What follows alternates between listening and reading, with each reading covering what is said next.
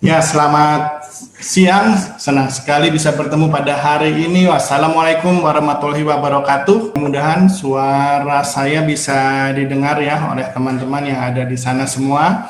Dan pada hari ini tema yang sangat menarik yang akan kita coba dengarkan akan diberikan pemaparannya oleh Mas Julius Widinugroho. Ya, saya coba salam dulu Mas Julius, yang tampaknya Mas Julius sudah hadir di tengah-tengah kami. Selamat siang Mas Julius.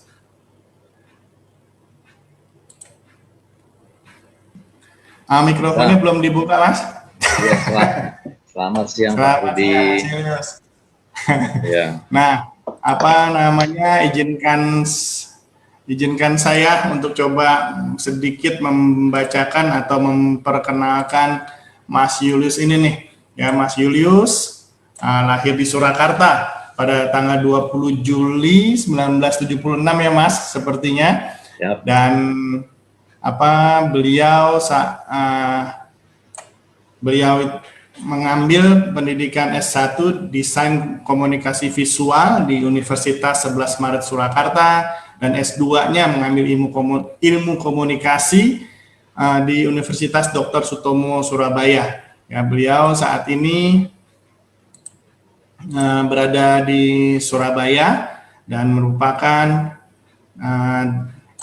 dosen untuk S1 Desain Komunikasi Visual di Institut Sains dan Teknologi Terpadu Surabaya, ISTTS, ya, dengan beberapa mata kuliah yang terutama desain grafis dan desain grafis sepertinya ya, dan hobi beliau banyak fotografi. Saya pikir nanti Mas Julius akan boleh memperkenalkan sendiri ya lebih banyak, terus kemudian mengenai portofolio beliau juga bisa dilihat di Instagram maupun juga ada di Facebook ya. Untuk itu saya pikir tanpa membuang waktu lagi, karena dengan bahan dan tema yang sangat menarik ini sudah ditunggu oleh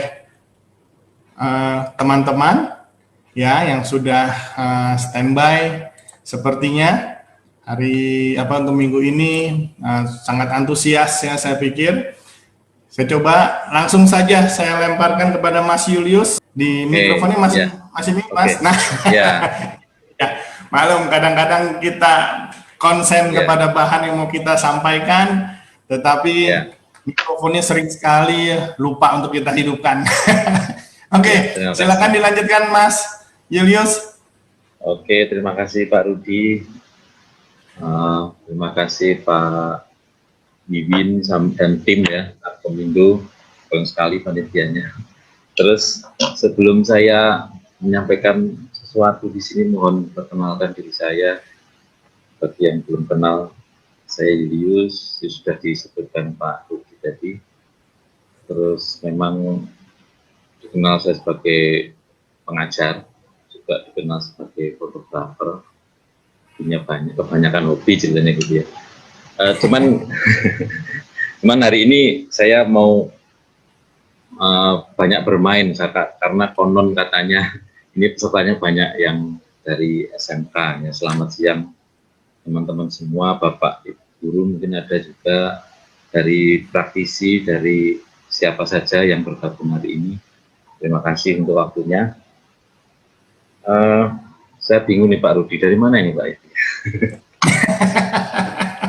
Dari yang sederhana dulu Mas, jadi jangan dikirim terlalu ruwet-ruwet. Saya boleh share ya Pak ya? Boleh, silakan. Nah, ini bisa terlihat ya teman-teman, Bapak Ibu sekalian? Ya, terlihat dengan baik Mas. Oke, nah ini sebentar. Ya oke, kongrafi. Saya sebenarnya tergelitik juga pada istilah kongrafi ini, terus terang baru bagi saya, tapi saya malah tertantang atau maksudnya tertarik untuk menggali. Sebenarnya ini kan bahasa gaul ya, menurut saya kok bahasa gaul. Kongrafi itu bahasa gaul, di mana fotografi itu sudah masuk ke kehidupan sehari-hari semua orang. Ini sudah luar biasa. Jadi fotografi itu kalau zaman saya kecil itu fotografi kan kebutuhan tersier sekali. Jadi bahkan tuh kemewahan, fotografi zaman dulu kemewahan. Terus lama kelamaan sudah menjadi kebutuhan, tapi kebutuhannya kayak misalnya orang membuat acara atau misalnya nikahan atau ulang tahun itu rasanya kok wajib harus difoto itu dulu. Nah, itu masih dulu. Nah, begitu sudah ada smartphone ini, fotografi itu sudah bagian dari hidup kita dan tidak bisa terlepas. Semua HP baru itu pasti ada kameranya. Itu karena apa? Karena sifat dasar manusia itu kebutuhan untuk merekam itu nggak bisa dihindari. Ternyata makhluk yang namanya Homo sapien itu punya sifat narsis yang luar biasa, termasuk saya. Narsis, ya memang narsis. Buktinya apa? Bukti paling utama ya KTP kita semuanya pakai foto, Pak. Iya, ya benar. Ya, itu narsis. Jadi harus kebutuhan dikenal, kebutuhan untuk merekam, kebutuhan untuk merekam gambar, video itu sebuah kebutuhan sehari-hari sehingga sudah bukan kebutuhan tersier lagi, bahkan kok cenderung arahnya ke kebutuhan pokok primer. Tidak selfie sehari aja sudah pusing gitu anak-anak sekarang itu ya. Lanjut aja. Mungkin kalau nanti santai aja Pak Rudi ya. Nanti kalau bisa dipotong pertanyaan boleh saja, silakan. Boleh. Baik. Boleh, jadi teman-teman, apabila ingin bertanya boleh langsung lempar di chat room. Ya. Ataupun mau raise hand bisa menyampaikannya secara langsung. Dan jangan lupa tadi sempat saya juga lupa menyampaikan Mas, hari ini kita seperti biasa ada live streaming di Facebook ya. Apabila nanti ada teman-teman yang tidak sempat atau bisa hadir di ruang webinar ini karena keterbatasan kapasitas terus terang yang kita miliki, boleh diberitahukan untuk bisa lihat di Facebook group apkomindo.info ya. Dan bagi teman-teman yang hadir di atau menyaksikan melalui Facebook group itu, boleh juga untuk memberikan pertanyaan melalui komentar yang ruang komentar yang ada. Nanti biar bisa saya sampaikan kepada Mas Julius. Demikian Mas, silakan dilanjutkan. Oke Pak, siap Pak. Langsung cerita aja wis. Ya sudah.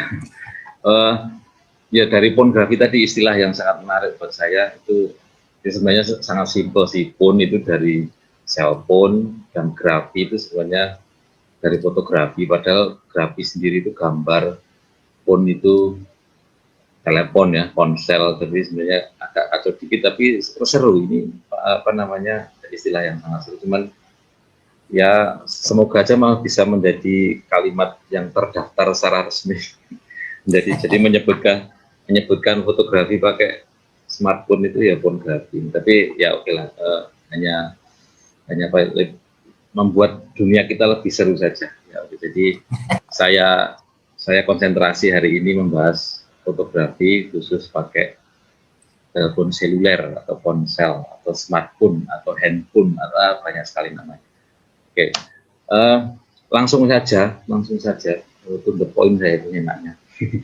Kelebihan smartphone dibanding kamera pro itu apa? Kamera pro itu disebut kamera pro di dunia fotografi itu biasanya SLR atau mirrorless, atau yang lebih hebat lagi itu medium format. Kalau teman-teman di sini pernah dengan kamera medium format itu, wah luar biasa, sudah mahal, berat, tapi gambarnya juga luar biasa. Nah kalau smartphone ini walaupun kecil, tapi ternyata kelebihannya banyak sekali dibandingkan dengan kamera pro ini. Jadi pertama lebih ringan, ya lebih ringan jelas. Taruh HP itu cuman ya segitu aja, dan bahkan bisa masuk saku ya, sangat praktis. Nomor 5 saya sekaligus 1 dan 5 langsung saya jelaskan, tidak repot. Jadi membawa kemana-mana itu tidak repot. Terus tidak banyak biaya, itu maksudnya adalah harganya juga relatif terjangkau. Kamera smartphone yang termahal ya, yang lagi heboh itu ya saya mengerem untuk tidak menyebut brand ini. Itu kan paling mahal sekitar ya 30 juta ya ada, tapi ya 1 juta juga ada. Jadi maksud saya sangat ekstrim ya, sangat ekstrim harganya, range-nya. Tapi hebatnya lagi adalah dari harga 1 juta sampai 30 juta tadi bisa buat membuat foto yang kualitasnya bagus. Bagus itu kan relatif ya.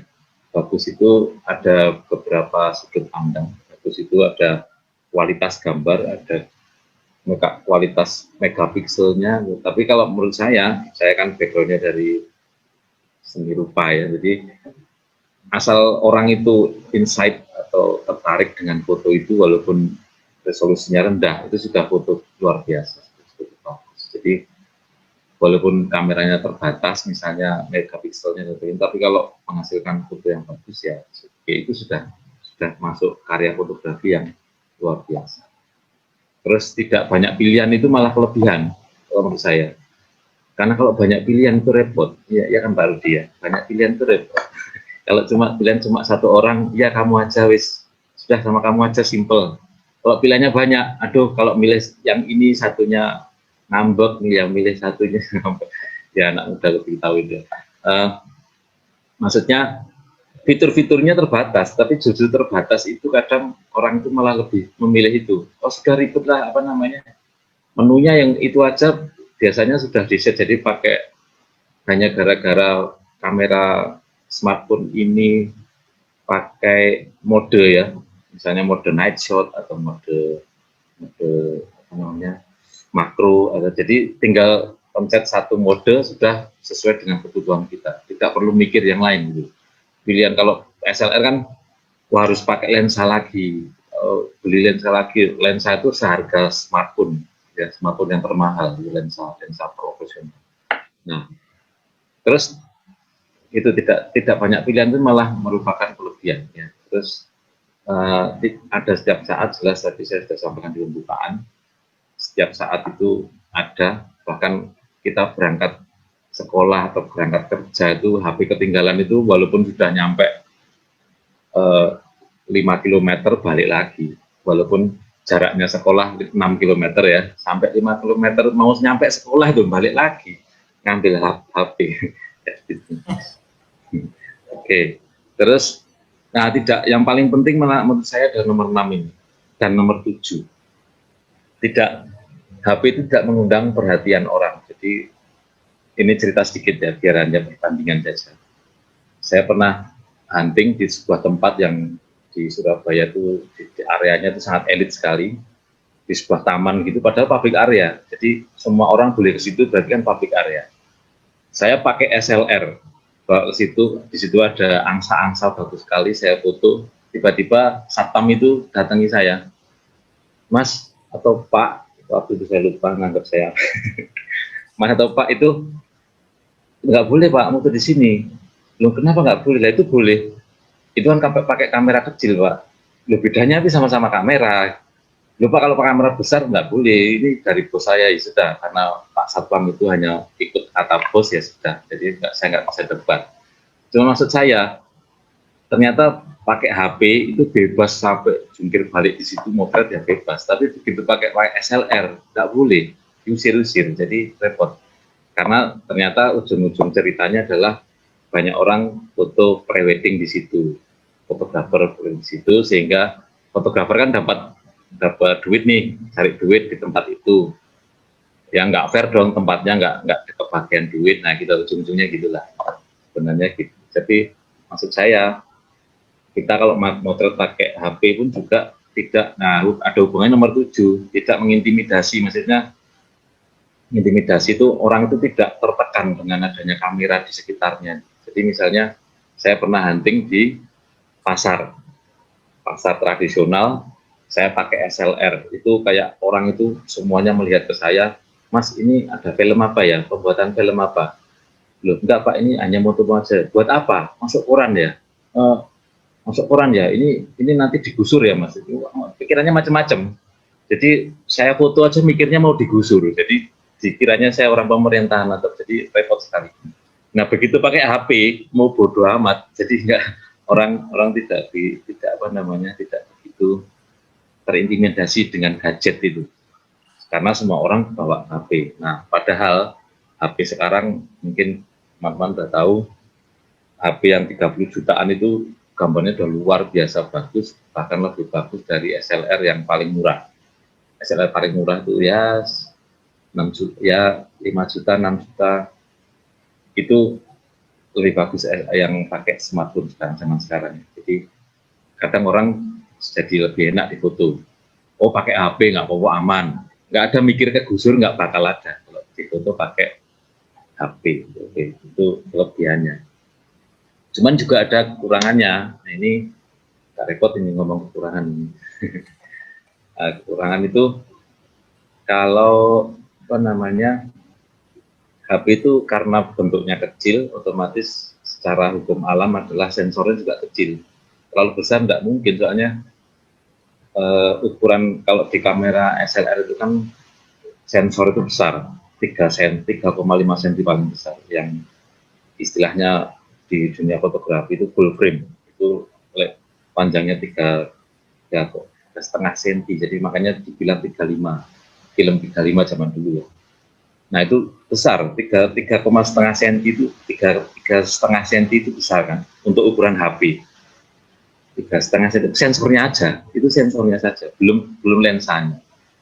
Nah jadi nggak fair kalau dibandingkan sensornya SLR dibandingkan dengan HP, walaupun sama-sama gini. Jadi hebatnya teknologi adalah kamera HP yang sekecil itu, logikanya adalah lensanya yang cuma lebarnya cuma 2 mili itu, atau 3 mili lah lebarnya ya.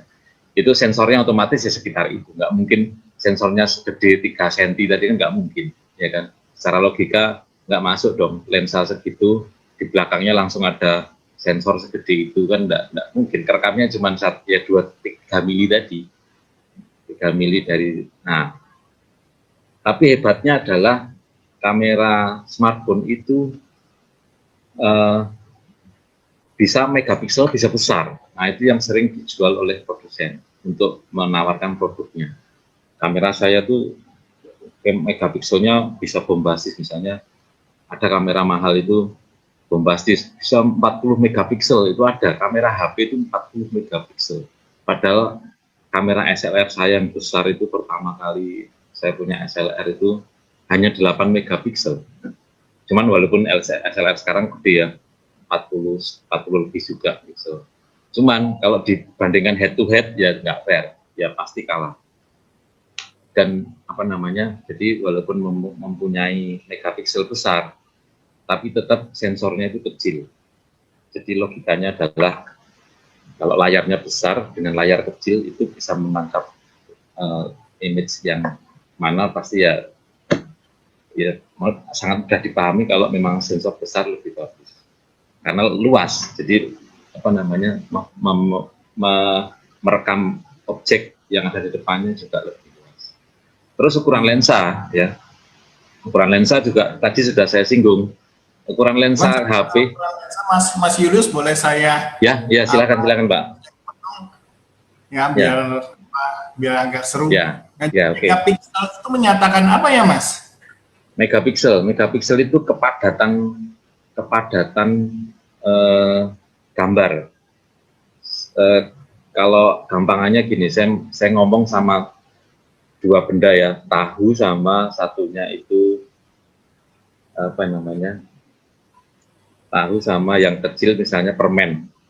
Permen itu padat, walaupun kecil tapi padat. Tahu itu walaupun besar tapi bisa gitu apa namanya, tidak padat barangnya. Dan tahu itu bisa dipres sekecil sepermen tadi. Jadi megapiksel itu adalah kepadatan gambar. Kalau semakin padat, otomatis dia bisa menampung lebih banyak image. Gampangnya gitu.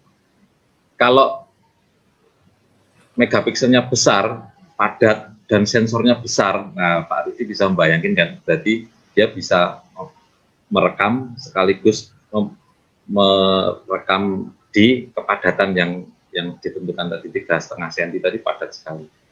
Sudah misalnya 40 megapiksel tapi luasnya 3,5 cm tadi, lebarnya setengah 3 cm, itu sangat luar biasa. Dibandingkan sama-sama 40 megapiksel tapi 40 megapiksel kecil sekali. Areanya kecil sekali, permennya tadi kecil juga. Jadi walaupun 40 megapiksel jadi kayak jadi tahu tadi terus dipadatkan gitu. Jadi sepermen. Jadi kan enggak itu. Jadi bedanya yang satunya tahu, yang satunya permen segede tahu. Ya pilih padat mana ya, padat permen segede tahu. Ya itu ya mungkin logikanya saya kurang pas, tapi mungkin itu bisa dipahami. Yang satu tahu, yang satunya lagi dodol kali Mas ya. Kalau dodol lebih padat dibandingin tahu ya Mas. Dan ya mirip mirip, dodol lebih kenyal lah. Ya gitu. Sama-sama elastis ya. Ya. Nah, ini saya nggak tahu nih, ada satu mempergunakan nama Microsoft tapi ada raise hand. Jadi apakah ada mau bertanya ini? Silakan kalau di tengah-tengah, silakan. Tapi masalah ini ada orang namanya Microsoft atau memang dari Microsoft Indonesia? Oh, endorse tuh Pak. Boleh Pak? Sebentar, saya coba lihat gambarnya dulu. Videonya sih, kameranya sih terbuka beliau ini. Cuman saya harus lihat karena memang peserta yang hadir ada di atas 80. Mana tadi ya? Atau kepencet mungkin?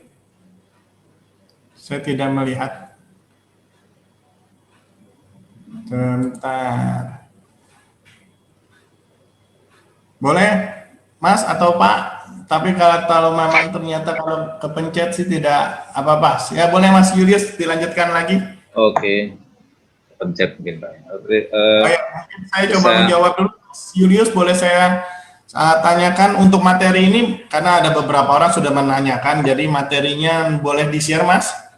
Boleh, tadi Pak Wiwin sudah saya share. Boleh ya?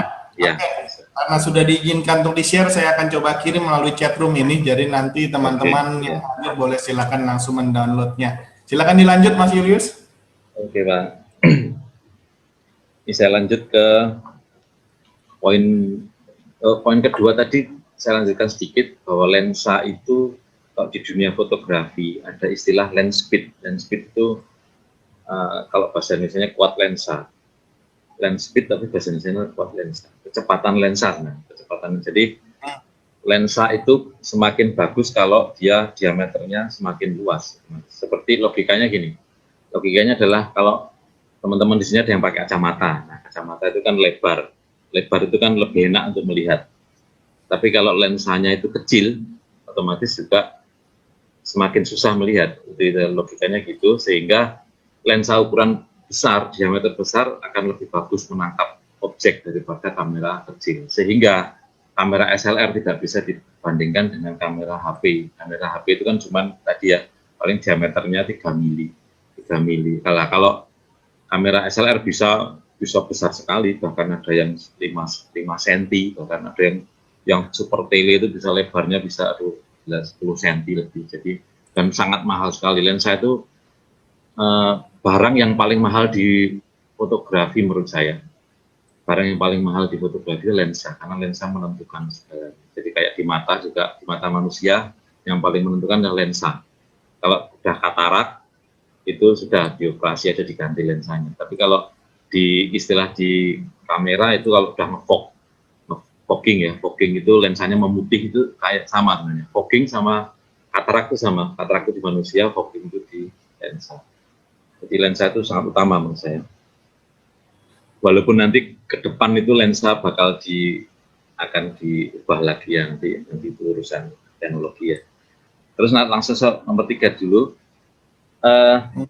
Kalau di smartphone itu susah untuk melakukan hal-hal yang kondisi spesial, misalnya low light, cahayanya sangat minim, itu kan butuh asa tinggi. Asa tinggi itu kadang di HP tertentu itu kurang kuat, tidak kuat, sehingga banyak mengeluh, ini saya kadang keceplosan pakai bahasa Jawa. Jangan. Nggak apa-apa Mas, sedikit-sedikit bahasa Jerman ya. Juga. Jadi jangan motret di gelap-gelap nanti pecah. Ya itu benar sekali. Gelap itu pecah karena asanya tidak kuat. Terus kalau speed tinggi, jadi pergerakan cepat, itu juga susah merekam pakai HP. Manual fokus apalagi, manual fokus itu di HP yang bisa dilakukan cuma mencet-mencet itu aja. mana sih yang fokus. Saya pernah motret tawon, kupu ya, kupu-kupu atau tawon yang hinggap di bunga. Itu tawonnya kan hidup, gerak-gerak, itu fokusnya berubah-ubah. Jadi, waduh, jadi dari 10 jepretan itu yang lumayan satu, lumayan loh, bukan bagus, lumayan. Yang lainnya gagal, bisa, yang lainnya gagal. Jadi model pakai HP jarak dekat, kupu-kupu yang itu, waduh, setengah mati karena manual fokus dia harus. Nah itu setengah mati dan masih banyak lagi dan itu harus bisa diatasi dengan kamera yang pro. Tapi walaupun kelemahan seperti ini kan tadi kalau saya sebutkan lebih banyak kelebihannya ya kan, jadi tidak ada masalah. Jadi sehingga kita lanjutkan saja main-mainnya dengan smartphone ini. Nah, ada pertanyaan mengenai lensa, Mas. Dari Mas Endo ini, jadi beliau menyatakan tentang lensa sambung untuk HP kan katanya ada ya. Oh iya, gitu. iya. Bagaimana kelebihan dan kekurangannya tuh seperti yang langsung ditanyakan. Ya, saya kebetulan saya bawa lensa ini di kamera, ini saya bawa lensa sambungan. Ini ya, bisa disambung ke sini bisa. Nah itu macam-macam. Yang ada tapi kebanyakan yang beredar itu lensa sebenarnya bukan lensa tapi hanya plastik. Kalau plastik sama lensa bedanya gini. Kalau menurut saya pribadi, kalau bahannya plastik itu bukan lensa. Lensa itu adalah bahannya kristal, gelas. Sehingga kalau pilih-pilih lensa eksternal gini, ya harus pilih-pilih. Pakai ukur malam aja, paling gampang pakai ukur malam. Ukur malam saya itu jelek sekali. Ukur malamnya adalah, kalau yang mahal berarti yang pakai gelas. Gitu. Kalau jelasinnya susah pakai ukur malam aja. Kalau harganya cuma 50 perak ya 50.000 perak maksud saya, sekitar 50.000 sampai 100. Kalau dijual di objek-objek wisata itu bisa kadang bisa 200, itu masih plastik. Jadi kualitasnya entahlah, jadi kadang malah memperburuk kondisi. Jadi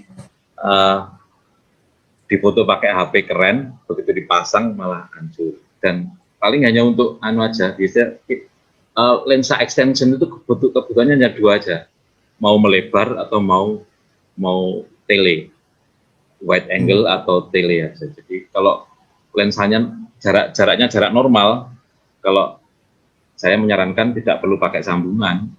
Pakai sambungan ternyata sambungannya normal juga, nah, ngapain? Ya, kan tidak ada tujuannya. Jadi hanya kebutuhan aja, kalau pengen tele ya sudah sambung yang pakai tele yang panjang atau yang wide, super wide atau fish eye istilahnya, lensa mata ikan. Punya saya ini lensa mata ikan, jadi bisa meluas. Tapi HP sekarang, HP sekarang itu kadang tidak hanya dual kamera, tapi triple, bahkan yang kuat ya, ada yang 4.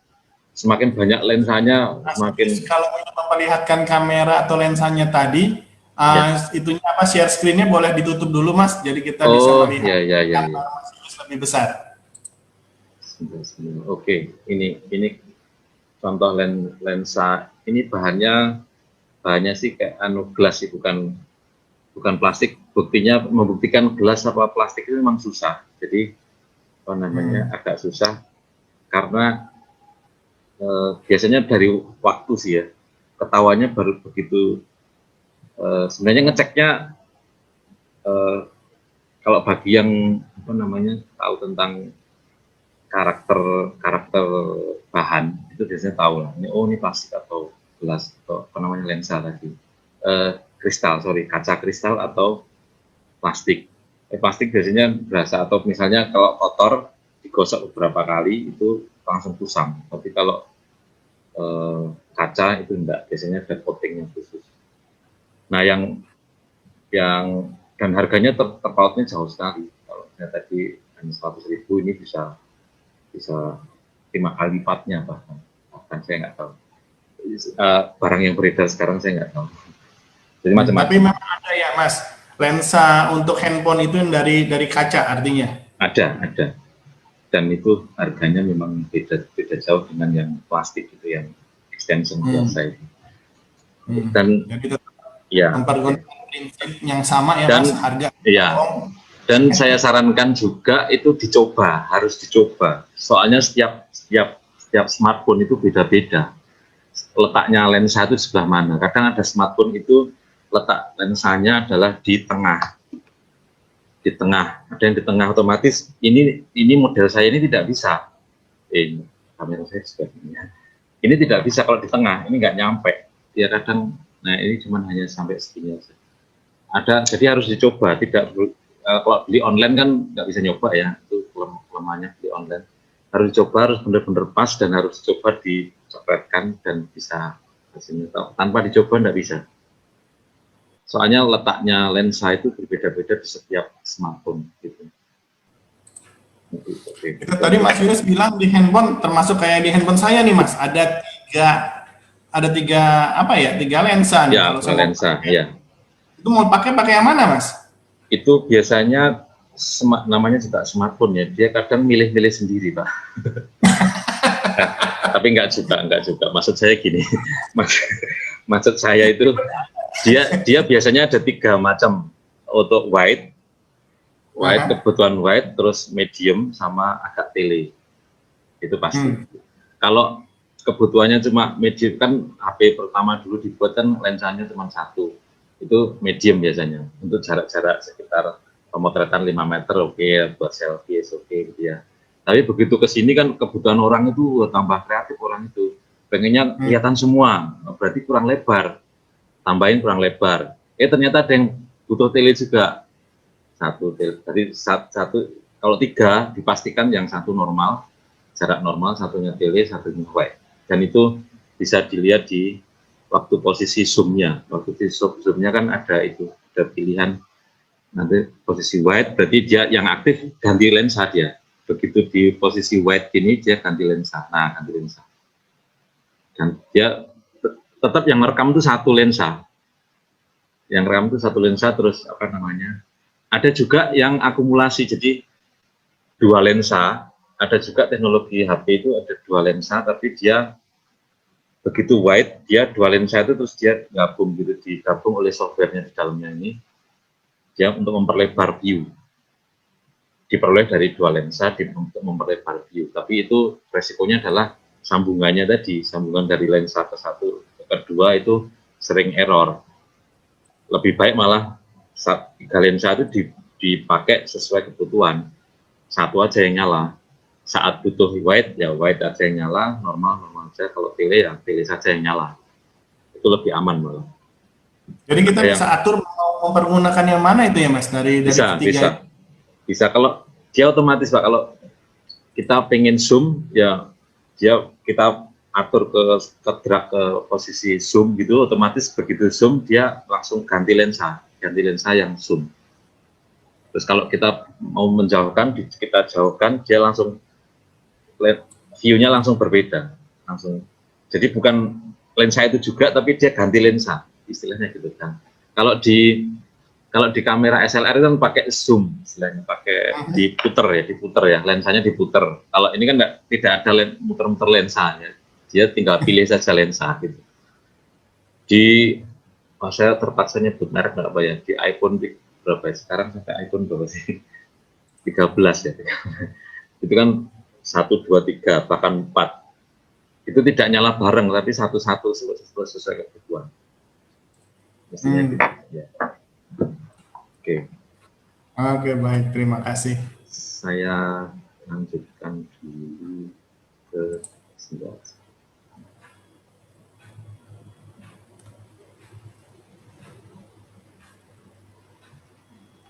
Nah, ini kekurangannya ya sudah. Saya masuk ke komposisi ini sebenarnya ya tadi, foto bagus itu sebenarnya tidak tergantung dengan teknis. Sorry, saya ulang. Foto bagus itu beda dengan foto tajam, foto resolusi bagus, resolusi tinggi. Terus foto bagus adalah kamera mahal, nggak ada hubungannya. Yang ada hubungannya adalah si ide fotografer, terus objeknya kena apa tidak, yang dimaksud itu kena apa tidak, dan dilihat orang lain dia orang lain itu langsung paham dan exciting, nah itu foto bagus. Jadi sebenarnya tidak secara langsung berhubungan dengan teknis, tapi kalau dibilang gitu juga nggak fair. Jadi memang foto bagus itu sering dibangun oleh gadget-gadget yang bagus, itu memang seperti itu. Cuman soalnya gini, bisa terjadi, saya pernah soalnya hunting sama seorang teman, kameranya menyeramkan sekali, gede, besar gitu ya. Begitu hunting, rek ya. Teman saya itu fotografer yang sudah senior, ya yang satunya ini yang saya bahas. Satunya ini dia newbie tapi kameranya mahal, jauh lebih mahal daripada yang fotografer profesional tadi. Hunting bareng dengan lokasi bareng, objek sama, waktu yang sama, begitu di-share dua-duanya tadi. Yang kamera bagus tadi jauh lebih tidak bagus daripada. Ya, jadi ada teman saya juga gini, sudah saya taruhan kamu pakai kamera paling mahal yang newbie tadi ya. Kamera paling mahal saat ini yang berapa ratus juta, saya cuma pakai HP ini. Ayo, hunting bareng di lokasi yang sama, berani nantang gitu. Mana fotonya bagusan yang mana? Yang menentukan adalah sebenarnya ide dari fotografer, ide, kreativitas, terus bisa mix media, terus tahu tentang teori bahwa kalau misalnya ini contoh atas ya, landscape itu ada teori 2/3, walaupun ini tidak matematika ya, kalau tidak 2/3 salah ya nggak juga, coba ada teorinya. Tapi kalau orang nggak tahu ini kan horizontalnya taruh di tengah, atau bahkan lens atau vertikal, itu kan kurang nyaman dilihat. Nah, begitu kurang nyaman dilihat itu bukan foto bagus walaupun pakai gadget yang bagus banget. Jadi foto bagus itu ukurannya banyak, parameternya sangat banyak, tidak hanya gadget saja. Gadget memang support banyak untuk foto bagus, tapi parameternya tidak hanya gadget, jadinya sehingga kita model pakai smartphone itu kemungkinan untuk mendapatkan foto bagus itu sangat besar karena parameternya tidak hanya tentang gadget gitu aja. Intinya gitu aja. Ya, intinya gitu aja. Jadi yang penting adalah apa yang dipikirkan oleh si fotografer. Itu. Jadi dan ini ilmunya banyak sekali. Kalau saya bahas di sini nggak bakal selesai. Itu ilmunya 2 semester. Dan ini hubungan erat dengan jam terbang. Maksudnya jam terbang itu kameranya bukan diterbangkan, tapi ya semakin sering motret gitu ya. Semakin sering motret bakal semakin sering memahami bahwa foto ini lebih bagus apa tidak itu dengan memotret sebanyak-banyaknya dan dengan waktu yang tenggang yang lama dan terupdate ya. Dengan orang kan sudah motret lama tapi tidak belajar dengan istilahnya tidak belajar dengan apa yang dilakukan sebelumnya, itu ada orang kayak gitu. Tapi tadi tinggal fotografernya. Nah, ini saya mengutip daripada omongan saya tidak valid. saya mengutip dari senior saja ya. Ini Mas Darwis ini dia beranggapan bahwa kamera smartphone itu sebenarnya sudah seperti SLR, tapi ya tidak fair kalau diadu head to head. Ibaratnya kalau dia logikanya tadi, dia logikanya beda ya. Jangan mengadu mobil CC rendah dengan CC tinggi. Dua-duanya bisa balapan, tapi kan dia ada kelasnya sendiri-sendiri gitu.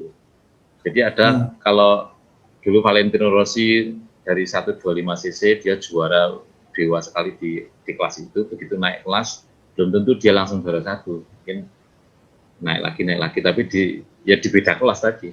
Kalau dilombakan ya beda kelas.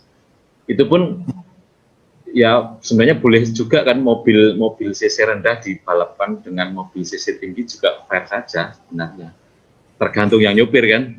Kalau yang nyopir mobil balap itu barusan lulus nyetir, sama yang nyetir mobil murahan cc rendah itu adalah pembalap, rasanya tetap menang yang pembalap tadi, ya kan?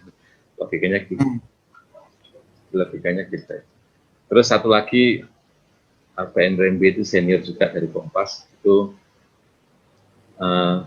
SLR itu sebenarnya sama, hasilnya sama, bisa disangkap sama, asalkan motretnya dengan pencahayaan cukup dan objeknya tidak gerak-gerak ya, seperti saya cerita tadi ya. Kalau motret kumbang sedang di daun ya setengah mati, gerak-gerak terus karena kamera handphone akan mendeteksi gerakan tadi sehingga malah jadi lambat. Gitu. Jadi dua seniornya aja sudah mendukung kegiatan kita hari ini memotret dengan smartphone ya. Oke, nah ini saya quote lagi dari yang lebih senior lagi, dewanya. Tapi dia bukan fotografer, dia pelukis ya. Saya berangkatnya dari sini aja, kita bermainnya dari sini. Bahwa setiap anak itu adalah artis, tapi masalahnya adalah bagaimana menjaga keartisan seseorang itu bisa sampai ke dewasa. Saat dewasa itu masih artis itu repot. Loh, hubungannya pokok ini kok banting setirnya jauh banget ini, kok tiba-tiba ke sini. Saya sebenarnya mau mengajak teman-teman di sini untuk nanti kita bermain. Jadi motret itu jangan banyak beban, istilahnya gitu. Terus hubungannya dengan anak kecil tadi, kreativitas itu kadang sering dalam tanda kutip dirusak ya. Saya juga tidak mau suudon juga dirusak. Soalnya saya bilang dirusak kenapa? Karena banyak dari kita itu begitu sekolah malah keartisan kita waktu kecil hilang. Contoh misalnya waktu kecil saya nyanyi gitu ya, satu rumah memuji dong, wah kamu keren sekali sih, waduh tepuk tangan semua serumah, bukan tetangga, tidak ada tetangga di situ. Begitu sudah semakin besar, kita sekolah, ada gurunya, ada temennya, saya nyanyi juga sama misalnya, temennya, suaramu kurang bagus, suaramu biasa aja, lebih bagus temennya, wah ternyata ada yang lebih bagus. Selama ini saya nyanyi itu paling bagus di rumah, ya kan, begitu sampai di sekolah, loh kok ada yang lebih bagus, bahkan saya dianggap jelek. Nah, dari itu aja keartisan saya sebagai penyanyi tadi sudah menurun. Sampai dibully temennya, nyanyimu bagus sih, tapi lebih bagus lagi kamu diem aja. Nah, udah mati dah. Mati dah. Banyak yang kayak gitu. Jadi banyak yang keartisan kita itu dihancurkan di lingkungan kita sendiri, bahkan guru kita sendiri, bahkan orang tua kita sendiri. Itu yang istilahnya ya dalam tanda kutip menghilangkan keartisan kita waktu kecil. Nah, kenapa saya ngomong keartisan? Karena fotografi ini erat dengan itu tadi, dengan kreativitas, dengan jiwa keartisan. Teman-teman harus memunculkan daya kreativitas yang waktu kecil dulu yang sudah diapresiasi oleh keluarga tadi. Yang munculkan lagi itu modal utama seorang fotografer atau seniman apapun. Jadi modalnya sebenarnya dari sini. Seolah tidak ada hubungannya, tapi menurut saya ini hubungannya sangat erat sekali. Oke. Ini hanya tips saja, Pak, tips saja, dan sebenarnya tipsnya banyak sekali, tapi saya tampilkan beberapa saja biar tidak terlalu. Kalau overload ya paling yang lainnya lupa gitu. Ini yang biasanya aja, yang biasanya digunakan. Tips pertama kalau motret pakai HP itu menggunakan alat lain, ya, menggunakan alat lain. Yang tadi sudah ditanyakan pakai external lens, ya, eksternal lensa itu oke. Tapi sebenarnya tidak hanya lensa saja, itu kan mindsetnya kan mindset penjual banget. Kok nggak pakai eksternal lensa biar bagus. Padahal menurut saya eksternal lensa tadi malah justru bisa mengurangi kualitas karena lensa tadi kan ternyata banyak yang plastik tadi. Kalau menurut saya malah jangan pakai eksternal kalau masih bisa mengatasi ya, masih bisa sesuai dengan apa yang kita inginkan. Menurut saya jangan pakai eksternal lensa karena itu akan mengurangi kualitas image. Kecuali butuh banget. Kurang zoom, ini nggak nyampe, ya sudah, kalau nggak nyampe pakai eksternal lensa. Ya. Nah sebenarnya tidak hanya eksternal lensa saja, tapi bisa apapun. Ini saya contohkan kacamata hitam. Buat apa? Kacamata hitam itu kadang bisa membuat variasi untuk main-main ya. Tadi saya berangkat dari artis tadi main-main ya. Itu contohnya kayak gini, kalau kita motret langit, misalnya waktu siang gitu ya, motret langit itu kadang kan langitnya bagus, tapi langitnya ketangkep, bawahnya hitam, bener ya. Begitu bawah pokok hitam, terus diarahkan agak ke bawah, gedungnya terang, tapi langitnya hilang, repot kan? Langitnya hilang, gedungnya dapat. Begitu langitnya dapat, gedungnya hilang, gelap, waduh repot sekali. Itu bisa pakai kacamata hitam, taruh aja tapi yang gradasi, kaca hitam yang gradasi kan ada ya, ya sebenarnya bisa tidak hanya kacamata sih, bisa plastik Pak, atau nika yang gradasi juga bisa. Contohnya ini kacamata ya, kacamata ditaruh di depannya itu juga sudah merupakan mainan ini, mainan apa namanya. Nah, itu. Jadi dengan gradasi ini bisa memberi tekanan terhadap awan langit biar tidak putih banget. Kadang nanti awannya bisa keluar kalau pakai kacamata. Itu hanya tips saja.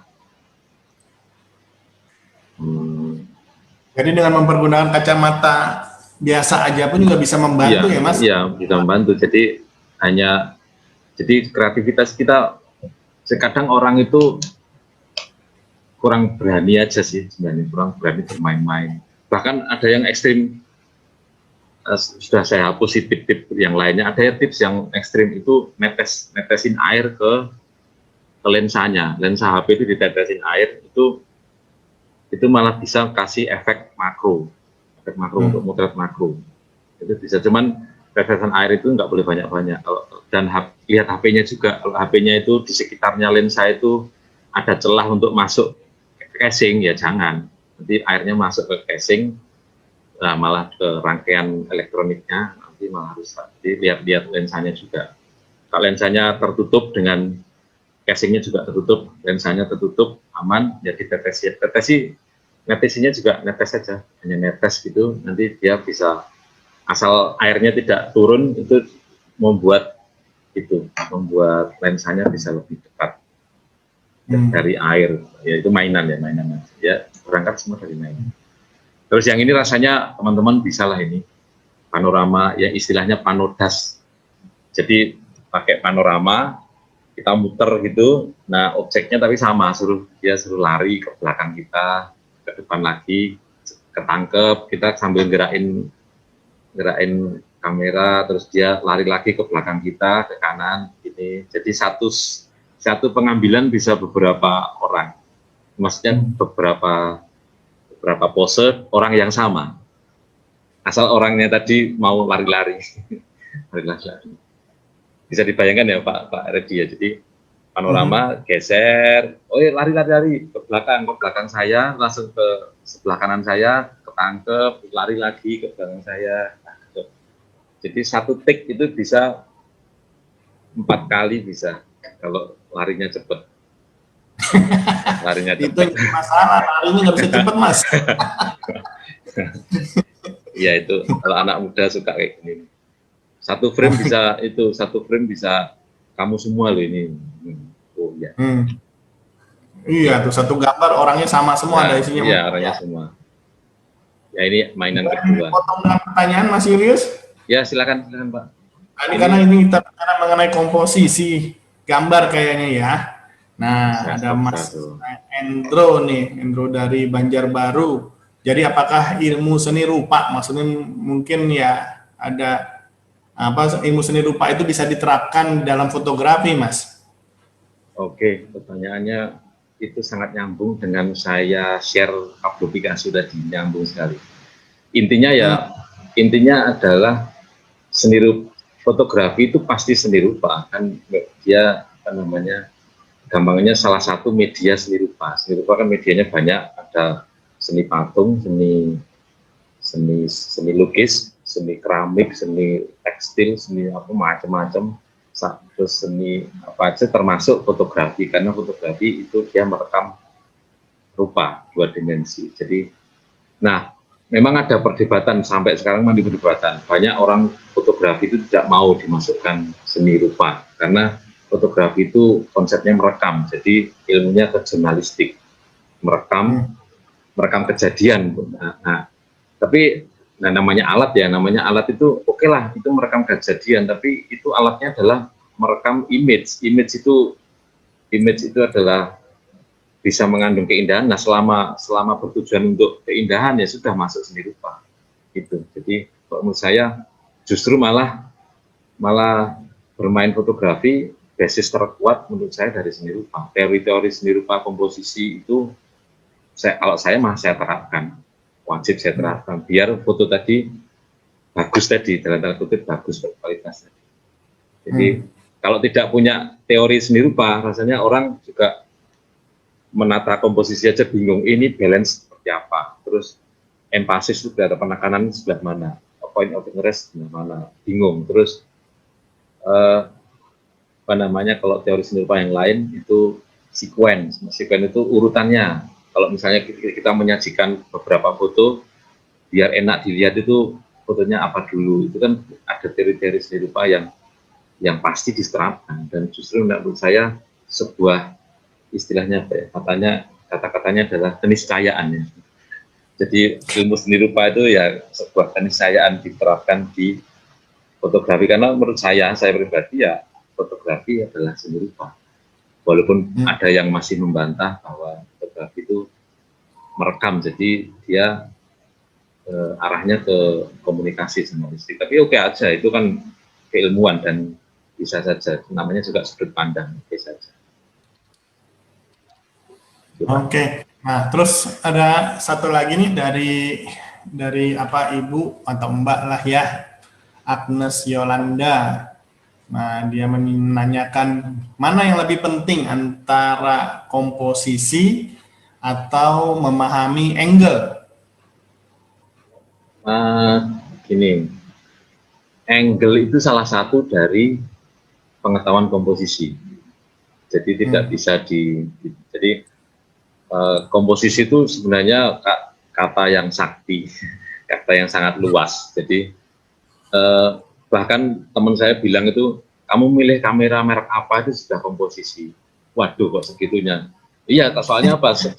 Setiap kamera itu punya karakter sendiri-sendiri. Otomatis kamu memilih kamera ini untuk memotret itu sudah merupakan komposisi.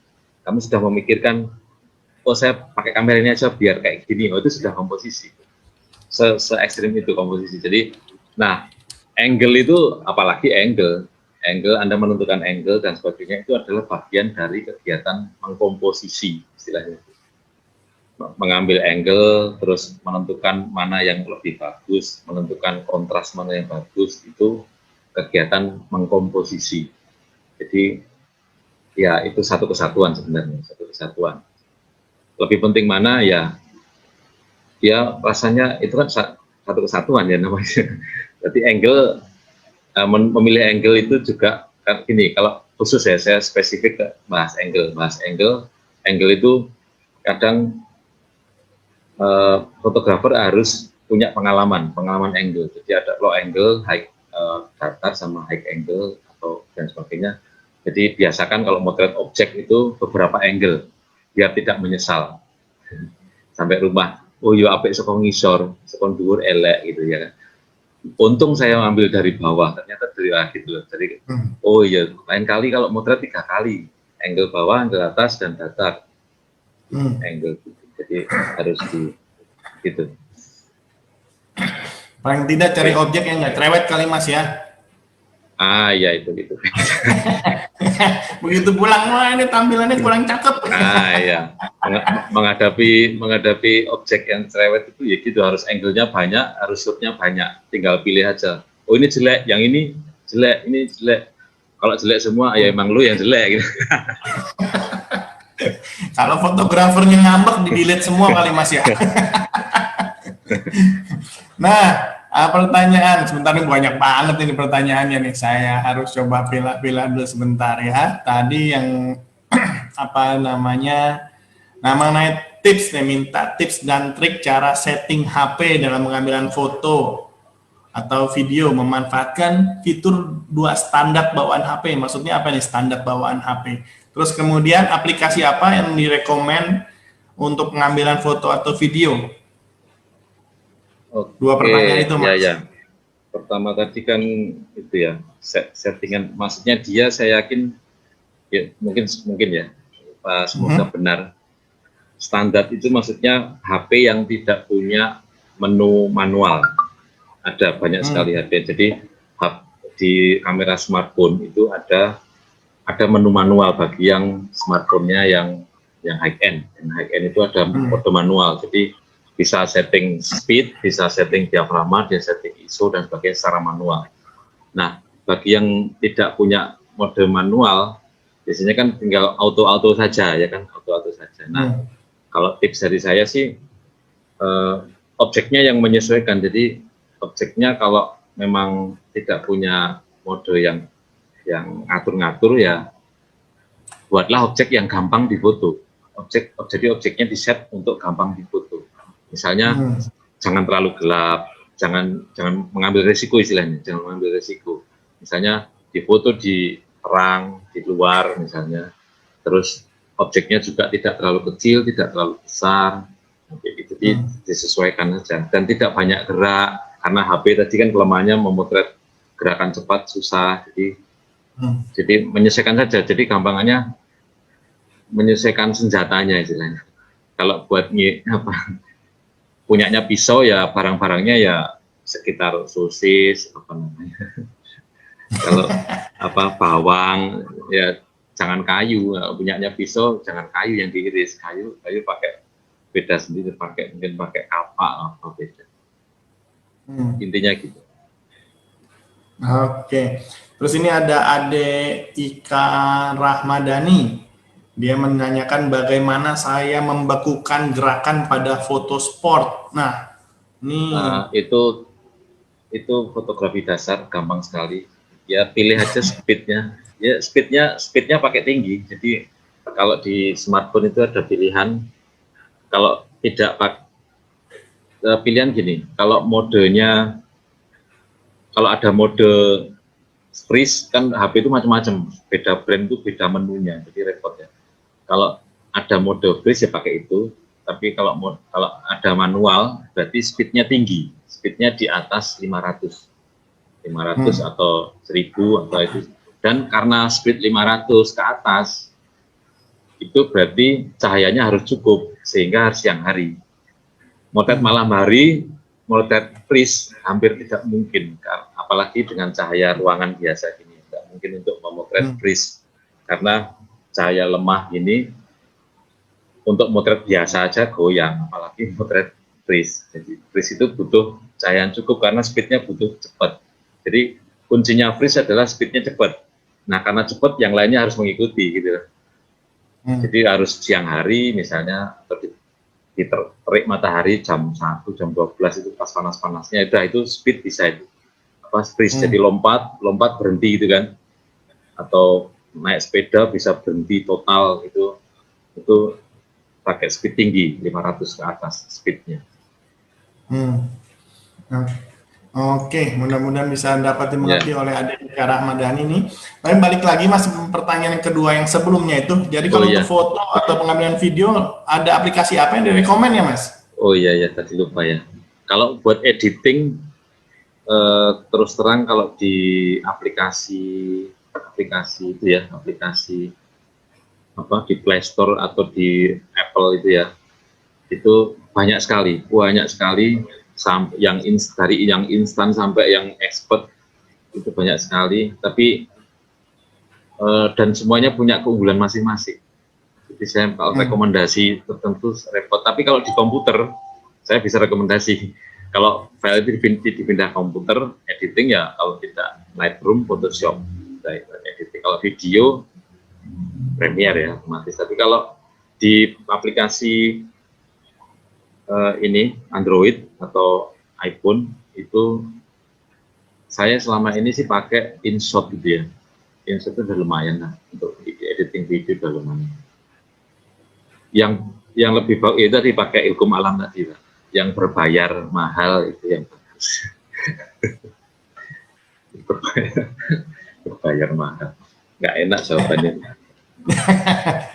Udah berbayar mahal pula kali ya. Iya, berbayar mahal. Dan soalnya itu dia pasti bertanggung jawab bagus gitu. Sudah berbayar, ya berbayar jelek itu, waduh, pasti tenggelam dia. Dimarahin banyak orang kan. Oke. Nah, ada lagi nih menanyakan tadi mengenai lensa, Mas. Ya, katanya ada rekomendasi nggak ya kalau untuk tambahan lensa di apa Eh, mempergunakan HP itu? Ya kalau brand saya tidak bisa menyebutkan, tapi itu tadi periksa kalau lensanya itu dipastikan lensanya berbahan gelas, bukan plastik, itu aja sih. Bukan gelas dan plastik. Nah, biasanya yang jual, wah yang jual juga nggak tahu Pak, ya itu repotnya. Yang jual aja nggak tahu, apalagi yang beli, kan repot. Mungkin lebih bingung ya. Bingung juga. Ya itu tadi, pokoknya bahannya kalau bisa yang glass lens, bukan lensa ya. Kalau dari harga sih kelihatan sih, biasanya kalau 100 ribuan itu sudah untuk plastik kan. Oke. Nah, silakan dilanjutkan lagi Mas Yunus Oke, dari Pak. materinya. Jadi jangan sampai ini pertanyaan semua, materi ntar belum selesai. Kita sampai maghrib lewat juga. Nggak beres-beres urusan. Oke, Silakan. saya ini anu aja tip foto untuk produk aja biar enak ya, karena anak generasi X Y itu suka jualan hebat sekali. Jadi saya kasih tips untuk foto produk aja biar tambah keren usahanya, atau mungkin ya tidak hanya untuk usaha aja sih, untuk foto-foto yang lebih bagus ya. Sebenarnya foto pakai HP itu juga bisa untuk foto produk. Foto produk ini hanya tips saja ya. Mini studio kayak gini, mini studio ini juga banyak dijual dan murah sekali. Lighting bisa apa aja, pakai lampu LED yang itu yang kadang ditancepin ke power bank bisa, itu luar biasa udah menurut saya ya. Terus background itu apa aja, ini apa aja ya, angle shot dan sebagainya, mini studio. Terus ini bisa nanti dibaca ya, kalau saya jelaskan satu-satu itu detail sekali. Yang penting aja ya, yang penting itu tripod nomor 5 itu tripod, biar HP itu tertahan, tidak goyang. Kalau dipegang tangan itu kan goyang. Manusia itu punya jantung, sehingga ada detaan, sehingga ada getaran. Jadi manusia itu karena hidup ya bergetar. Apalagi orang tua itu ada istilahnya buyuten, apa bahasa Jawa ini buyuten sih, bahasanya apa ya? Gitu. Kalau pegang gini aja goyang ya nggak usah motret, jadi nggak usah motret dulu. Nah itu dipegang pakai tripod aja, dan handle untuk HP banyak dijual. Ya bentuknya ini buat saya pasang di video ini. Terus yang penting secara konsep ya, yang konsep malah nomor 2 ini. Hindari lampu berwarna. Lo Pak nggak asik loh Pak, nggak jadi dugem lah, lo bukan dugem ini. foto produk bukan dugem. Jadi lampu berwarna otomatis memberi warna ke dalam produk. Kan ini ceritanya foto produk kan ya, gitu, produk.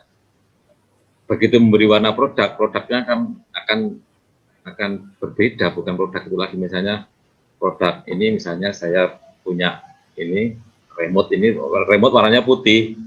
Remote warnanya putih, begitu kasih lighting kuning akan menjadi kuning, kasih lighting hijau jadi hijau dan sebagainya. Kalau barangnya itu sesuatu yang color is matter, jadi kalau itu sangat penting ya, begitu difoto pakai lampu kuning akan berwarna kuning, terus dipasang di medsos atau toko online. Loh itu barangnya loh fotonya kuning, nyampe ke saya kok putih, saya kecewa sekali. Oh maaf, itu motretnya pakai cahaya kuning. Loh yang salah siapa ya kayak gini nih? Ya yang moto sih, ya yang moto. Itu ujung-ujungnya. Oke, itu aja. Mungkin yang lain nanti bisa saya menunjukkan aja. Ini yang penting konsep ya. Konsep adalah foto produk itu ada 2 macam menurut saya. Foto produk iklan seperti ini, kayak misalnya jam tangan Seiko gitu ya. Ini buat iklan. Iklan itu tugasnya berat, punya beban konsep dari produsen untuk jualan, sehingga dia harus punya konsep branding istilahnya, Dan tidak perlu repot-repot Anda kalau untuk mainan kayak gini, ini sudah dikerjakan oleh orang profesional. Untuk foto produk iklan kayak gini ini sebaiknya kalau misalnya teman-teman di sini punya produk mau dijual, mau mengiklankan, mending pakai profesional karena bakal ribet dan punya konsep tertentu, bla bla bla, sangat berat. Dan tidak bisa motret asal karena setiap brand itu punya konsep. Jadi sama-sama smartphone-nya, ada smartphone untuk anak dewasa, ada smartphone untuk anak-anak aktif, ada smartphone untuk eksekutif muda, ada smartphone untuk orang kaya, ada smartphone untuk pembantu, anak kecil, ada kayak gitu. Pangsa pasarnya, produk itu pasti ada pangsa pasarnya dan punya konsep sendiri-sendiri, sehingga asal membuat iklan itu sebenarnya istilahnya gini, gampangannya adalah kalau foto produk untuk iklan itu prosesnya panjang dan berat dan butuh istilahnya pemikiran yang panjang, dan ini udah kerjaannya produsennya. Ya. Nah, kalau untuk jualan retail itu saya bilangnya foto produk katalog. Nah, kita bisa bermain di sini aja. Saya jualan jam tangan nih, produknya apa? Seiko nih, ya ditampilkan gini aja, jangan yang sebelah kiri. Sebelah kiri ini sudah dari Seiko-nya, ya, dari Seiko-nya udah dikonsep seperti itu. Nah, kalau Anda punya produk Seiko dijual lagi, misalnya Anda reseller, oke lah pakai iklannya, boleh, tapi tidak perlu Anda membuat iklan lagi, istilahnya gitu. Jadi kita tidak perlu membuat iklan lagi, kalau mau butuh iklan tinggal comot saja. Nah, untuk menerangkan produknya itu ya di foto sendiri, seperti ini boleh, tapi stylenya style katalog ini. Style katalog itu ya background putih, kalau barangnya putih, backgroundnya hitam gitu. Nah, motret yang sebelah kanan ini gampang, makanya pakai smartphone bisa. Kalau yang kiri, wah ribet, tidak hanya kamera, ini konsep dan sebagainya, bahkan ada kalau ada model, bla bla bla, dashboard, setengah mati yang kiri ini. Ini sudah diproduksi oleh secara profesional oleh produsennya. Dan kita kalau menjual produk itu tidak perlu bikin sendiri iklannya, itu malah merusak brandnya malah kadang. Seperti ini juga, ini produk saya nyomot tadi, asal saya bukan jualan, ini punyanya orang, nggak tahu saya. Ya ini ada yang ada mereknya ini bikin lapar, Mas. Iya. Mereknya itu Sumber Selera. Nah, ini foto iklan. Sumber Selera, foto iklan. Nah, kadang kalau dijual, ada yang, wah saya punya baksonya itu Pak, jual di tempat saya sekilo sekian, lebih murah Pak. Itu jualnya kayak gini aja. Nah, yang seperti ini. Ya itu lebih aman dan orang bisa lebih paham malah. Kalau kita itu malah repot memotret seperti yang kiri, itu malah kadang bisa lepas itunya, ya kalau Anda memasak bakso sendiri, di layout sendiri, ya kalau sesuai dengan selera, malah lebih ancur dari itu, kacau kan, lebih ancur dari itu. Iya. Kalau terlibat jualannya bakso yang ditanya tahunya kayaknya tuh. Iya, makanya Pak itu kuahnya berapa cintung, beda lagi. Kan, jadi yang sebelah kiri itu iklan, dan iklan itu sudah dibuat oleh produsennya. Jadi tinggal kalau emang jualannya produk ini juga, tinggal comot saja, tidak perlu bikin iklan lagi. Dan kalau untuk bahkan nggak original, saya jualnya itu sesuai dengan apa yang saya jual, ya udah difoto aja, tapi yang sebelah kanan enak aja kayak gini. Foto katalog. Jadi, fotonya cuma di background putih, yang penting fotonya terlihat fresh, bagus, enak dilihat. Nah, tidak perlu berlebihan seperti ini ya, misalnya jualnya kayak gini, fotonya kayak gini dibagus-bagusin, nah, ternyata dijual kayak gini, kan juga mengecewakan. Ini pakai HP bisa, ini kenapa saya tampilkan di sini, ini pakai HP bisa banget. Mungkin kalau ada waktu nanti saya demokan, gampang sekali. Bisa sebagus yang di kiri ya Mas, maksudnya dengan HP? Iya, bisa. Oh, bisa. Oke. Nah, beda kalau tinggal kebutuhannya Pak. Misalnya foto yang kiri itu kebutuhannya untuk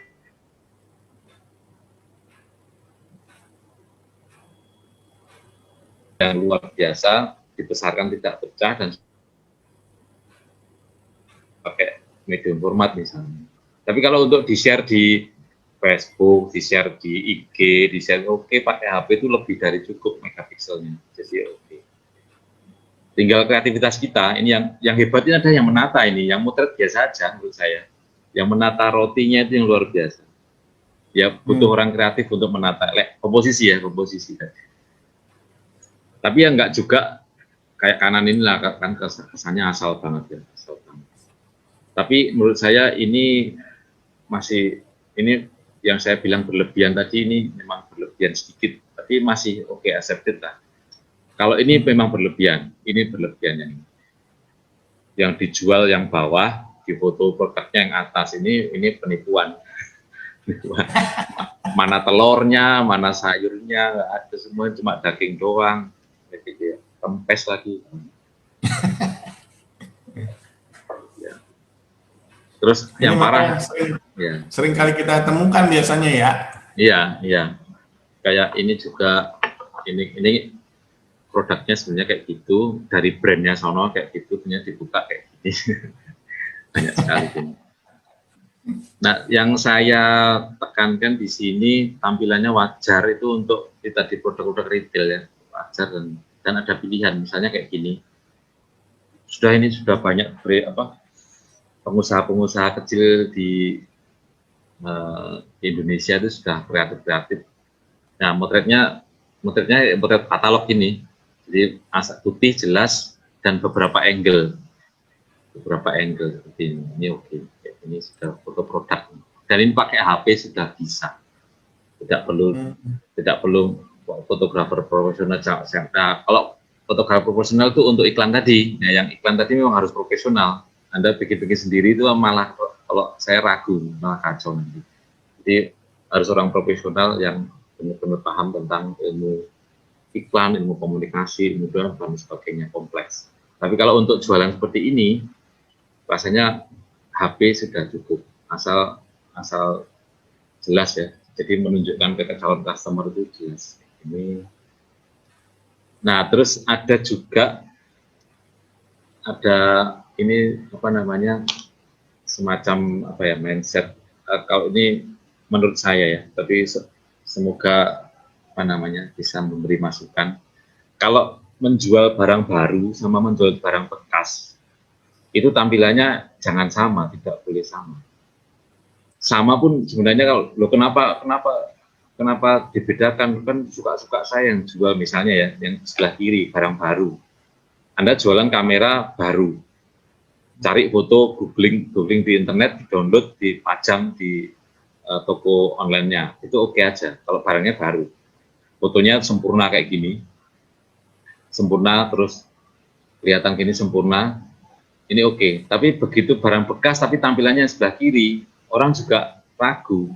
Katanya bekas, ini bekas dan misalnya kameranya seharga 20 juta gitu ya. Ternyata bekasnya misalnya cuma 10 juta. 10 juta barangnya kok masih kinclong gini, ini barangnya ya. Bukan, itu ngambil dari internet, kan nggak fair. Itu barang bekas ya harus yang barang yang Anda jual beneran. Jadi difoto barangnya mana, ditaruh di mana, dan ditaruhnya yang masuk akal aja, maksudnya orang paham, oh iya barangnya itu, kayaknya percaya. Tapi kalau bilangnya barang bekas tapi tampilannya seperti yang kiri, orang malah ragu. Yakin dah ini bekas, kok masih kinclong gini, ini bukan fotonya ini. Jadi ragu dia, menawar aja ragu. Tapi kalau yang kanan malah dia, ketoknya masih bagus tuh bro, berapaan bro, boleh kurang enggak? Nah itu karena ini fotonya apa adanya pakai HP itu malah dipercaya kalau barang bekas. Pakai HP itu malah lebih dipercaya. Kayak ini ya, jualan HP baru, oke, pakai foto-foto produk dari brandnya oke, karena memang baru kan nggak bisa difoto Pak, ya kan, masih di pack, barangnya tidak bisa difoto, dikeluarin. Tadi Anda ambil dari foto-foto dari brandnya langsung, oke. Tapi begitu bekas, ya jangan ditampilkan di sebelah kiri. Bekas ya HP-mu mana, fotoan gitu. Itu menunjukkan original bahwa Anda jualan beneran. Malah justru gitu. Jadi kadang orang persepsinya bisa beda. Itu aja sih Pak. Mungkin simpel aja. Simple. Simple pun ternyata banyak sekali poin-poin yang harus diperhatikan ya ternyata Mas Julius. Iya, ya ini sebenarnya simple, tadi teori masih banyak, tapi anu aja dari pertanyaan aja rasanya kok apa namanya mewakili.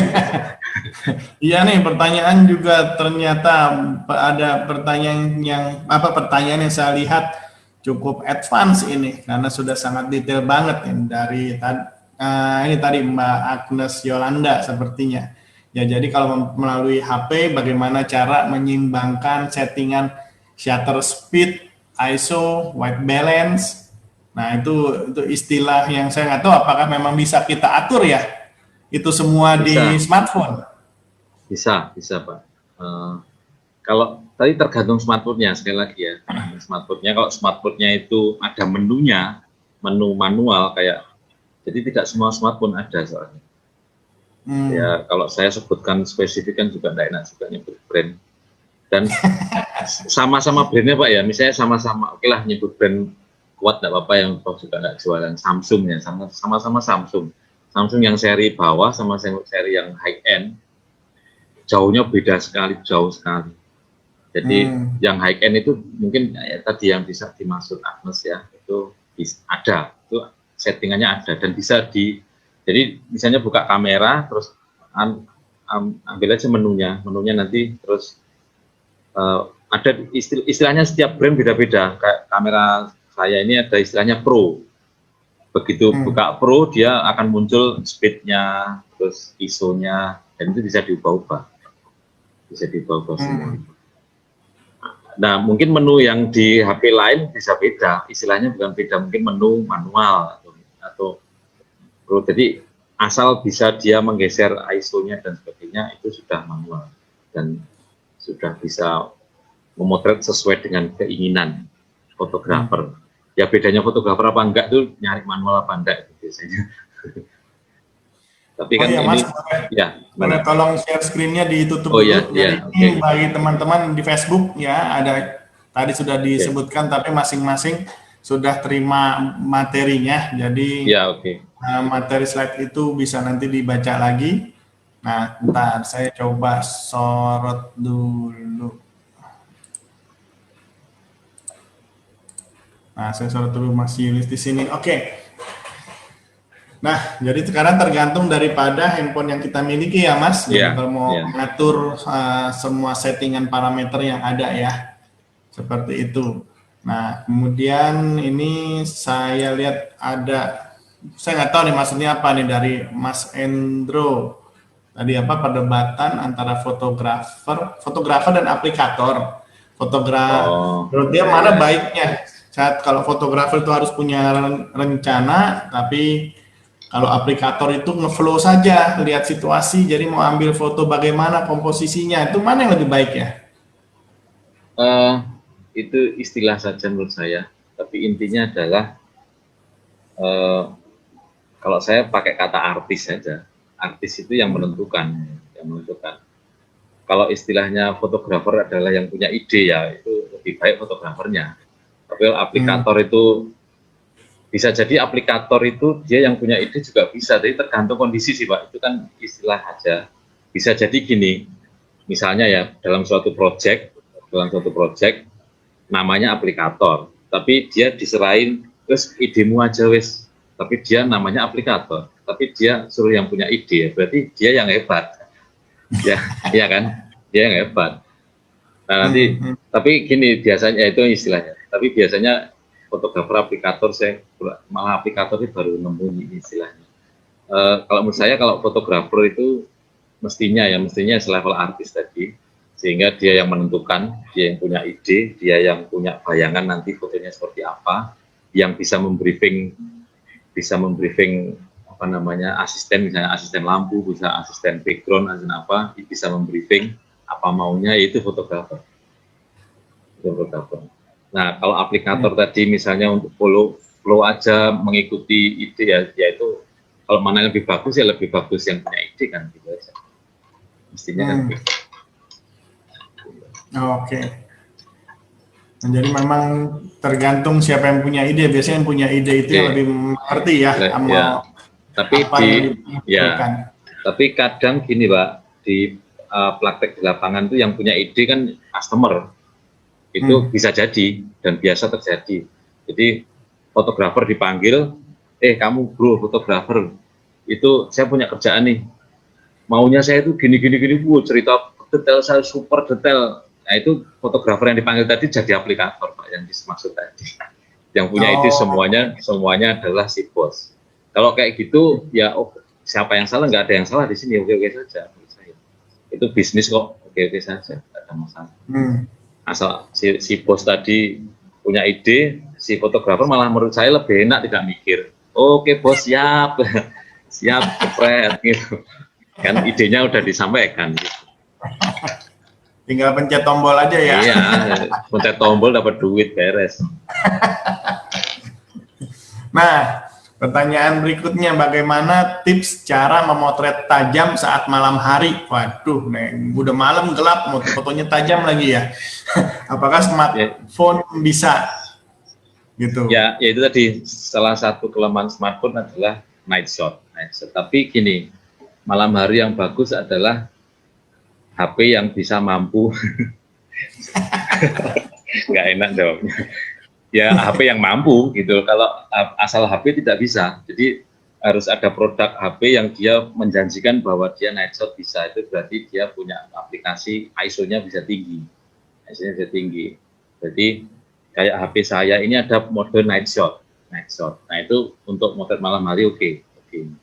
Saya coba. Jadi, tapi tidak semua HP seperti HP saya kebetulan. Ada yang lebih bagus dari ini, ada lebih kurang dari ini juga ada. Memang sekali lagi disesuaikan dengan HP yang dimiliki ya Mas. Soalnya HP itu variatif sekali. Kalau disamakan tidak bisa. Soalnya dia punya grade-grade tersendiri dan disamakan tidak bisa. Sebenarnya lebih enak kalau belajar motret itu di satu brand. Enak banget. Saya dari brand ambassador apa untuk HP apa, enak banget itu. Tinggal buka aplikasi ini, kan enak banget. Buka aplikasi ini, foto, yuk bareng, buka bareng. Kalau HP-nya sama kan enak. Kali ini kan beda. Ini beda. Okay. Nah ini ada Bu Ida dari PT Raung. Ya, dia menanyakan tips dan triknya nih kalau mau foto dalam ruangan atau untuk interior sih kelihatannya. Ya ini istilahnya spesialis interior, bagaimana memotret interior yang baik ini. Jadi dari karyanya supaya menonjol seperti itu. Interior dipastikan smartphone-nya yang high end dulu pertama ya. Kalau kedua pakai tripod Bu. Jadi pakai tripod aja. Tripodnya HP itu beda. Ada yang pegang gitu ya, biasanya bentuknya ini dashcam ada, dan jangan dihindari pegang tangan pakai tripod. Kalau tidak ada tripod, ditaruh aja di HP itu, ditaruh di sesuatu yang tidak bergerak, misalnya meja atau apa di situ. Terus lighting juga cukup, jangan terlalu kurang, karena HP itu kelemahannya, di beberapa HP itu kelemahannya adalah low light tadi ya, low light. Jadi terus lighting nggak usah, kan HP itu kan nggak ada flash. Kalaupun ada flash itu kalau menurut saya tidak disarankan, soalnya flash HP itu juga lemah, sangat lemah. Jadi efektif hanya cuma berapa, nggak ada semeter 2 meter lah. Tergantung HP-nya juga. Nah kalau menurut saya untuk ruangan nggak usah nyalakan flash di HP, itu malah menurut saya sangat tidak disarankan, karena efeknya juga nggak begitu gitu. Jadi semua lighting di ruangan disetting sendiri, misalnya di bawah meja dikasih lighting, di bawah apa, jadi biar lebih menarik sesuai dengan konsepnya. Terus merekamnya itu HP-nya pakai pegangan atau tripod atau ditaruh di benda yang tidak bergerak. Dan resolusi tertinggi Pak. Gitu. Ya paling tidak memang diusahakan ruangannya terang lah ya, biar terlihat semua. Oke, saya lanjutkan lagi nih pertanyaan, ada yang cukup menarik ini dari Ibu Lucia Andriani. produk untuk produk yang akan dijual. Ini kira-kira dari anak SMK nih Pak, punya karya, punya produk ingin dijual, tapi mempergunakan kamera 360. Waduh, gimana ceritanya? Oh, kamera yang untuk memotret semua sudut gitu Pak ya, 360. Iya. Oh, atau editing 360 kan. 360 itu istilah untuk kamera bisa, untuk editing juga bisa. Editing yang bagus tuh. Atau boleh coba Ibu Lucia Andrian ini kalau belum mau ingin menanyakan secara langsung, coba boleh raise hand. Ya, tadi saya lihat ada beberapa raise hand, cuman hilang lagi. Jadi kalau ingin menanyakan langsung, boleh dijelaskan maksudnya kamera 360 ini apa? Saya nggak tahu Ibu Lucia masih ada atau tidak. Aplikasi 360. Oh, aplikasi. Ya, aplikasi. Ya. Berarti itu editing, Mbak ya. Editing pakai 360. Editing ya. Itu rasanya 360 oke, Pak, buat editing. Jadi salah satu editing terbaik untuk foto di smartphone itu 360. Oke aja, ya tinggal sesuai selera, diikuti aplikasinya. Oke. Tapi gini, penyajiannya hanya untuk online, tidak untuk di print. Kalau penyajian misalnya ya, Ibu Lucy tadi misalnya punya toko online, diupload di situ oke, bagus. Tapi begitu, wah customer saya bagus nih, saya mau iklan, pasang iklan lah, biar berlebihan, saya mau pasang baliho di kota mana, pakai foto itu juga. Nah itu diragukan. Soalnya apa? Kualitas untuk HP dan untuk cetakan itu berbeda konsep. Jadi harus, kalau untuk di print ukuran besar itu butuh resolusi yang besar, juga sangat besar. Jadi dan HP tidak selama ini belum mampu lah, dalam tahap itu belum mampu untuk mengatasi print yang besar. Harus kamera besar dengan itu. Jadi masalahnya kalau untuk toko online oke saja, pakai 360, pakai apa aja, asal bagus sesuai dengan itunya, sesuai dengan konsepnya. Nah, satu pertanyaan terakhir kali ya Mas ya. Tadi sempat disebutkan mengenai komposisi sih, tadi saya lihat tuh. Kembali ke komposisi, bagaimana kita Tapi pertanyaan satu nih cukup menarik nih. Tadi Mas Yunus bilang ada taman yang ada taman di Surabaya ada angsanya, taman mana ya Mas ya? Saya cari Taman Bungkul, tidak ada angsanya di situ Mas. Oh, di Pakuwon kalau mau penasaran Pak. Di Pakuwon ya. Nah, jadi teman-teman yang ada di Surabaya kalau mau foto angsa ada di sana, tapi jangan lupa mempergunakan smartphone, jangan bawa kamera digital yang besar-besar, tidak diperbolehkan. Iya. Pak Satpamnya kan terlalu patuh dengan pimpinan. Oh ya, ini tadi saya ketemu lagi nih. Jadi bagaimana mengkomposisikan point of interest yang ingin kita tonjolkan di background yang kompleks. Nah, maksudnya gimana? Backgroundnya kompleks. Ya itu biasanya pakai istilahnya kalau di fotografi itu DOF ya. DOF itu depth of field, itu kalau istilah kerennya di fotografi itu bokeh. Nah, itu mencapai bokeh itu, maksudnya bokeh itu apa? Bokeh itu memblurkan background atau foreground. Foreground itu di depan objek, di belakang objek itu background. Nah, backgroundnya kalau ruwet gitu, itu memang sangat mengganggu objek ya. Itu bisa diakali dengan memblurkan. Nah, memblurkan itu caranya bisa macam-macam. Bisa jarak dekat, muternya jarak dekat, terus difokuskan ke objeknya. Itu kalau kamera tertentu bisa langsung blur. Nah, hebatnya smartphone di beberapa brand ya, itu ada blur otomatis. Jadi sudah blur sendirinya. Sebenarnya secara optik itu tidak blur sebenarnya. Kayak HP saya ini sebenarnya sering saya motret itu tiba-tiba background itu blur sendiri, otomatis. Itu sebenarnya aplikasi dari di HP-nya, bukan optisnya. Secara optis sebenarnya dia tajam semua karena lensanya kan terbatas. Jadi bisa diaktifkan itu blur Jadi blur. Cuman kalau blurnya dari HP biasanya karena dari aplikasi ya, kadang tidak nyambung. Misalnya saya ini rambutnya putih ini terus backgroundnya blur. Nah, perbatasan antara rambut dan background itu kadang kasar karena aplikasi saja, hanya aplikasi. Jadi rambut dan background itu kaku, artinya kayak kepotong kasar gitu. Itu kalau automatic blur. Tapi yang paling benar ya pakai lensa yang benar, pakai tele aja. Kalau di HP ada lensa telenya, pakai lensa tele, terus jarak dekat, di objeknya dekat, sehingga begitu dekat dia akan teori Dock tadi akan teraplikasi. Jadi begitu dekat dengan lensa, backgroundnya akan blur. Jadi begitu ya. Seperti itu.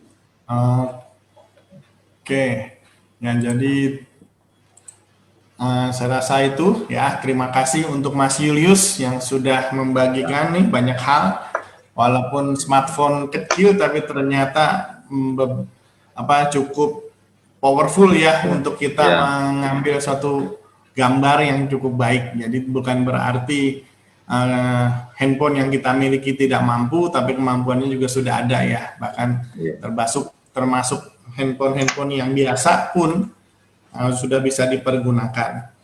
Jadi terima kasih sekali lagi Mas Julius. Yang penting jangan kapok memberikan kita bahan pembelajaran, Mas. Siapa? Dan selalu mensupport kami ini juga, bahkan untuk teman-teman yang ada di sekolah-sekolah di vokasi terutama, karena memang kita semua haus akan ilmu pengetahuan saat ini, dan ternyata saya juga baru tahu untuk mempergunakan handphone pun ternyata bisa juga untuk foto produk ya. Sebenarnya ingin sekali kita gali lebih teknis ya. Nah, nanti berikutnya kita undang Mas Julius untuk kalau bisa sih lebih teknis lagi, bisa memberikan pemaparannya kepada kita semua ya.